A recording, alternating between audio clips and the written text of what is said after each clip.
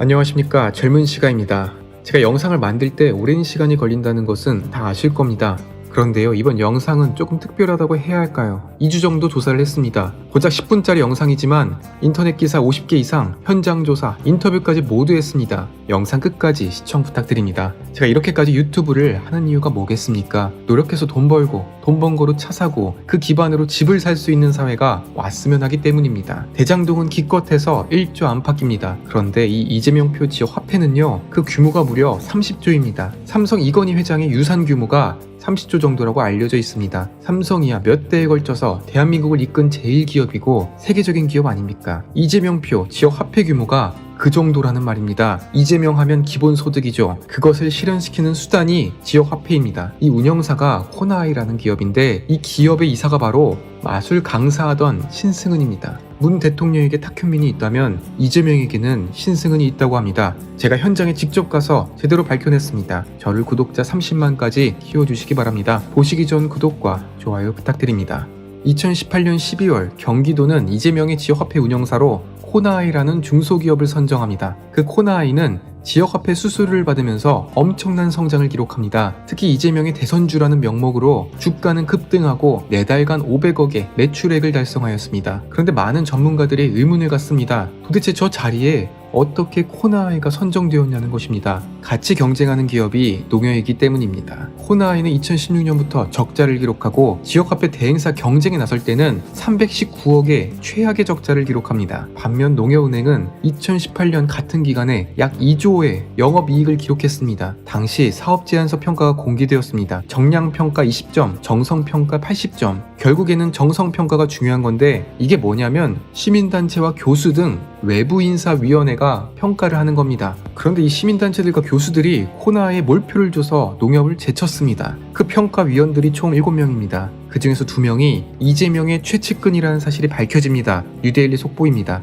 이재명이 성남시장일 때 성남시 상권 활성화재단 본부장을 역임한 강모 씨가 평가위원이었습니다. 이름은 찾아보니까 강원수라고 나옵니다. 그 재단의 이사장이 누구일까요? 이재명이요. 둘이 같이 활동한 사람입니다. 그리고 저 성남시 상권 활성화재단을 기억해주세요. 뒤에 신승은 때 또 나옵니다. 다른 한 사람은 박모 씨인데 그 사람은 이재명 지지 모임에서 활동을 하고 심지어 민주당 공동선대위원장을 맡습니다. 결국 전문가들도 의아해하는 입찰 특혜를 줘가며 이재명의 경기도는 코나아이를 선정하고 매년 예산을 별도로 편성하여 이 지역화폐 홍보 업무를 진행합니다. 이제부터 본격적으로 시작합니다. 이 코나아이의 대정부 사업 부문장을 맡고 있는 사람이 바로 그 유명한 마술사 출신 신승은입니다. 뭐하는 사람이냐? 성남FC 경기가 열리면 이런 옷을 입고 공중부양 마술을 펼치는 사람입니다. 레치고라는 회사를 운영했는데 갑자기 출세길이 열리면서 지금은 월급 2천만원 가까이 받는 실세 중에 실세로 등극했다는 것입니다. 그동안의 과거를 살펴봅시다. 2014년부터 성남시와 그 산하기관으로부터 홍보 용역을 독점하다시피 받습니다. 원래 밝혀진 금액이 2억 6천만 원쯤 되었거든요. 김사랑 씨가 신승은을 비판할 때 10억을 받았다고 해서 고소를 당하고 벌금형을 맞습니다. 그런데 최근 문화일보가 단독 보도를 냈는데 2억이 아니라 최소 5억 8천만 원 일감을 몰아줬다고 밝혀냈습니다. 기사가 새로 나올 때마다 3억씩 올라갑니다. 그러니까 김사랑 씨가 주장했던 10억 용역도 충분히 일리 있는 주장인 것입니다. 분명히 이재명 측에서 김사랑 씨를 고소하면서 신승은에게 일감을 몰아준 적 없다고 하거든요. 그런데 이재명은 신승은이 운영하는 레치고 기획, 허성효가 운영하는 매직팰리스 두 업체에 최소 41건의 5억 8천만 원 수의 계약을 발주합니다. 신기한 것은 두 업체의 주소지가 똑같습니다. 경기도 성남시 분당구 미금로 63. 어떤 곳인지 제가 직접 찾아갔습니다. 김사랑 씨와 함께요. 공중부양 마술자가 있어요. 그 마술자가 운영했던 업체 수의계약, 성남시청 수의계약을 싹쓸이 하다시피 했던 그 업체를 찾아갔는데 이거 보세요. 분당구 무지개마을 건영아파트에 있는 이 상가 건물에 있어요. 여기 지하에 있어요.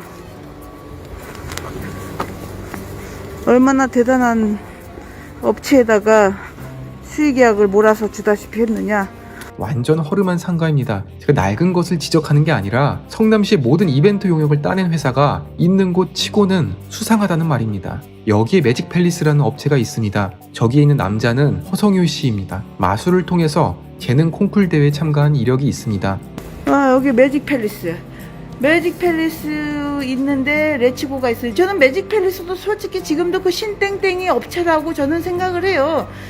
그 저 허땡땡이가 그 신땡땡이의 바지 사장으로 저는 생각을 해요. 저 매직 팰리스 그러니까 신땡땡이의 모든 거 매직 팰리스와 그 레츠고의 자금을 둘 다 추적을 해야지 된다고 봐요. 어디로 흘러갔는지. 이거 두 개 합치면 거의 한 10억 넘을지도 몰라요.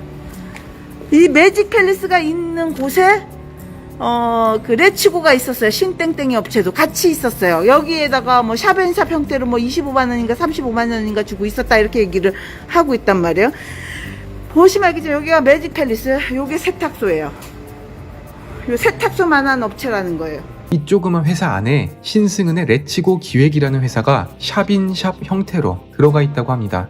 현재 코나의 상임이사가 된 신땡땡의 업체예요. 이게 여기를 단독으로 쓴 게 아니라 여기에 샵앤샵 형태로 들어가 있었다고 그래요. 지 말로는. 여기서 뭐 월세 몇 푼을 줬대요. 이 지하에. 내가 볼 땐 이 매직 팰리스도 수상하다는 거예요. 사람들은 이 매직 팰리스의 이 남자애가 신땡땡이가 데리고 있는 부하로 대부분 알고 있었어요. 이 남자애는 신땡땡이가 데리고 있는 부하 직원으로 보통 알고 있었다는 거예요. 그러니까 매직 팰리스와 레츠고 둘 다 자금 추적을 해야지 된다고 봐요, 저는. 그리고 저는 부동산 업체에다가 한번 물어봐야지 돼. 이게 몇 평인지. 부동산 업자한테 물어봐야지 되겠어. 여기가 문이 열려있던 적이 있는지를.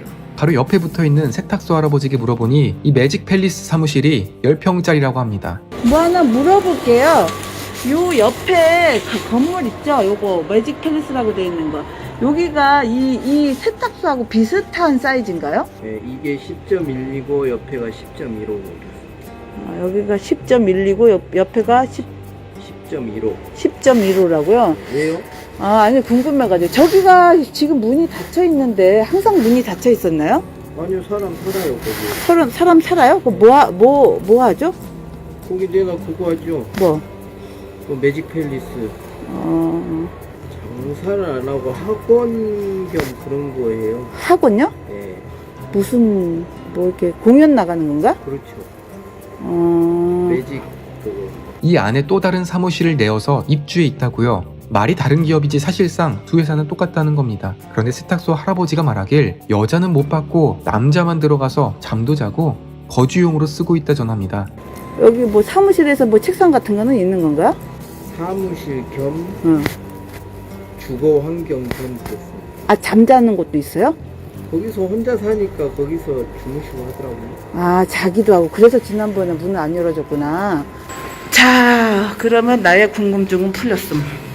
내가 지난번에 왔을 적에 문을 안 열어줬어, 얘가. 왜 안 열어줬는지 이제 알겠어. 잠을 잔다는 거야, 여기서. 주거를 한다는 거지. 뭔 말인지 알겠지? 어쩐지 얘가 후다닥 나오더니 여기 안에를 안 보여주려고 그렇게 길을 쓰더라고. 근데 잠을 자는 공간인데 여기서 샵앤샵 형태로 같이 있었다? 이게 말이 돼? 신승은이가? 그러면 침대에서 뭐 같이 잤다는 거야? 뭐야? 말이 되냐고 이게. 혼자 잠을 자는 곳이라는 거야. 집으로 쓰고 있고 주거를 하고 자는 곳이래잖아 지금. 근데 신땡땡이는 뭐라고 했냐면 자기가 여기에 샵앤샵 형태로 들어가 있었다 이건 거야. 너 매직 팰리스하고 레츠고하고 다 네 거 아니야? 내가 얘기를 했지. 그랬더니 아니라는 거야. 매직 팰리스는 이 허땡땡이라고 하는 바지 사장이 있는 거야. 난 바지 사장으로 보는 거지. 그리고 자기는 여기 샵앤샵 형태로 월세 준다는 거야. 월세 이제 무슨 뭐 증명서를 했는데 그게 복덕방에서 이렇게 한 그 계약서가 아니고 지들끼리 그거 하는 그거 있잖아. 그거야. 만들어서 양식을. 복덕방에서 정식 계약서가 아니지. 그러고 샵앤샵 형태라면 더 말이 안 되지. 그럼 지 사무실도 있어야 되는데 얘 지금 들었지. 얘 혼자 잔다고. 여기 자빠져 자는 공간에 지가 있다는 거야? 똑같으면 네 책상이 있고 너 자빠져 자는데 다른 사람 받을 수 있겠어? 너 남잔데? 특히나 얘 남자야. 남잔데 감히 여자가 자빠져 자는 공간에 또 다른 뭐 샵앤샵을 받아? 말이 돼?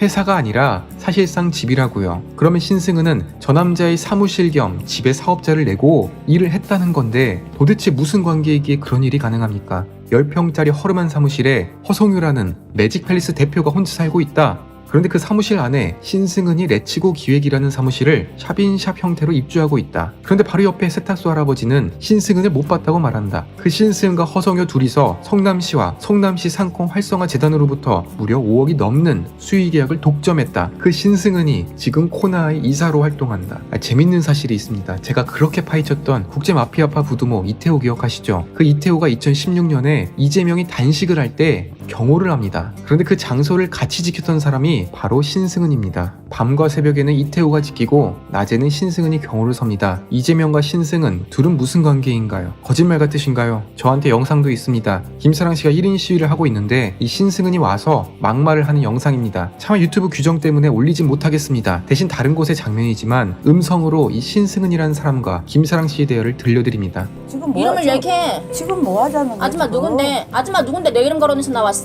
그렇게 정신이 문제라던 김사랑 씨와 이재명이 사랑을 받던 신승은의 대화, 누가 정상이고 누가 비정상입니까? 여기서 끝이 아닙니다. 2017년 민주당 대선 당시에 문 대통령과 경쟁한 이재명을 도와서 이재명TV 프로듀서로 활동을 합니다. 그리고 떨어졌지만 신승은은 성남시 정책기획과 공무원으로 채용되죠. 문제는 이 신승은이 코나아의 이사로 자리를 옮깁니다. 코나아이가 경기도 지역화폐 대행사가 된 그 다음 달에 말입니다. 이재명이 대통령이 당선되면 무슨 일이 벌어지겠습니까? 고작 이재명이 성남시장과 경기도지사를 하고서 이런 일이 벌어졌는데 말입니다. 지난해 10월 30일 성남시 분당구의 한 노래방에서 유동규는 화천대유 대주주인 김만배를 만났습니다. 유동규는 그동안 도와준 대가를 지급하라고 요구했고 김만배는 그동안의 기여를 감안해서 700억 정도를 지급하겠다고 말합니다. 그런데 그 700억을 어떻게 안 걸리고 주냐라는 문제로 둘이 수차례 만나서 상의합니다. 비상장 주식을 고가에 매수하자. 아니다. 천화동인 배당금을 직접 받자. 증여하자. 남욱을 통해서 명의신탁 소송을 제기하자. 이재명 주변에 있는 최측근이라는 것들이 모여서 하는 얘기가 다 이런 것밖에 없습니다. 국민을 잘 살게 해주겠다. 말로는 누가 못합니까? 국제 마피아파가 지금 은수미 수행을 맡고 있는데 6급 공무원으로 활동하고 있는데 이거 가만히 보실 거냐고요. 지금 이재명은 코나이를 통해서 1원도 받은 적이 없다고 말합니다. 그런데 그 주변 애들은 700억을 어린애 용돈 주듯이 말하고 있습니다. 조선일보 칼럼 글인데 인상적이어서 가져와 봤습니다. 제목은 똑똑한 이재명과 대한민국의 위대한 바보들입니다. 이재명이 도입하고자 하는 국토보유세는 상위 10% 부자가 내는 거야. 90%가 왜 걱정해? 바보냐? 이런 말이 넘어가지 않은 국민이 지금의 대한민국을 일으켰다. 이재명의 국토보유세는 연간 59조 원을 부동산세로 걷어야 한다. 올해 종부세의 10배에 달한다. 파괴적이다. 이럴 때 그들은 속삭인다. 잘 사는 10%가 내는 거야. 나머지 90%가 왜 걱정해? 바보냐? 많은 사람들이 이재명을 보고 똑똑하다고 한다. 한국 정치에서 이렇게 하면 90%의 마음을 얻을 수 있다고 한다. 그와 대비되면서 한없이 미련해 보이는 정치인이 윤석열보다 한국 국민의 정치 수준은 정말로 이럴까? 이재명의 정치 인생은 주면 좋아한다는 신념을 다져온 과정이라고 할 수 있다. 여러분들은 정말로 이재명의 주면 좋아한다 라는 신념에서 벗어나 계신지 여쭤보고 싶습니다. 결국 우리 국민의 수준은 우리가 결정하는 것입니다. 북한의 김정은과 그 추종자들을 보면서 혀를 끌끌 차고선 우리가 똑같은 짓을 하고 있다면 얼마나 창피한 일이겠습니까? 3달도 안 남았습니다. 마지막까지 화이팅입니다. 지금까지 시청해주셔서 감사드립니다. 구독과 좋아요 부탁드립니다. 감사합니다.